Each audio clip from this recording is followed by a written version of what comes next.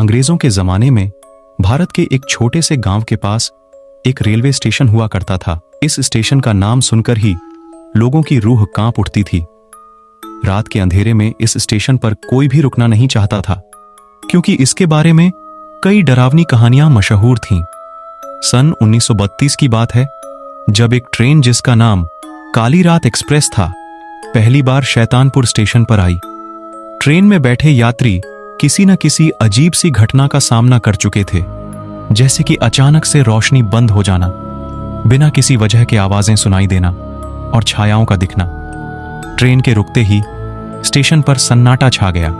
Station master Ramlal जब train की जांच करने गए तो उन्होंने देखा कि ट्रेन की हर खिड़की से अजीबोगरीब चेहरे उन्हें घूर रहे हैं। डर के मारे रामलाल के हाथ पैर ठंडे पड़ गए और उन्होंने तेजी से अपनी झोपड़ी में जाकर दरवाजा बंद कर लिया। अगली सुबह रामलाल ने देखा कि ट्रेन वहीं खड़ी है, लेकिन उसमें कोई भी यात्री नहीं था। सभी बोगियां खाली थीं। किसी ने भी ट्रेन से उतरने का कोई निशान नहीं छोड़ा था। यह खबर तेजी से पूरे गांव में फैल गई। गांव के लोग डर से सहम गए और शैतानपुर स्टेशन पर जाना बंद कर दिया। कई साल बाद एक युवा पत्रकार राजेश इस भूतिया कहानी की सच्चाई जानने के लिए शैतानपुर स्टेशन पहुंचा।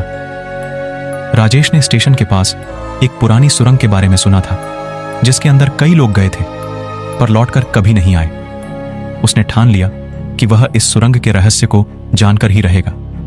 राजेश सुरंग के अंदर गया। वहां का माहौल बेहद डरावना था। अचानक से उसने पीछे मुड़कर देखा तो एक काला साया उसकी ओर बढ़ता हुआ दिखा। वह तेजी से भागा और किसी तरह सुरंग से बाहर निकलने में सफल हुआ। सुरंग से बाहर निकलते ही उसने महसूस किया कि उसकी घड़ी का समय 2 घंटे आगे बढ़ चुका है, जबकि उसे लगा कि वह सिर्फ कुछ मिनट ही सुरंग में था। राजेश ने गांव के एक बुजुर्ग से बात की, जिन्होंने उसे पुराने दस्तावेज दिखाए। उन दस्तावेजों में लिखा था कि अंग्रेजों के समय में एक ट्रेन दुर्घटना हुई थी, जिसमें सैकड़ों लोग मारे गए थे। उसी रात को शैतानपुर स्टेशन पर काली रात एक्सप्रेस रुकी थी और उसके बाद से ही वहां भूतिया घटनाएं होने लगीं। राजेश ने यह कहानी एक स्थानीय अखबार में छापी।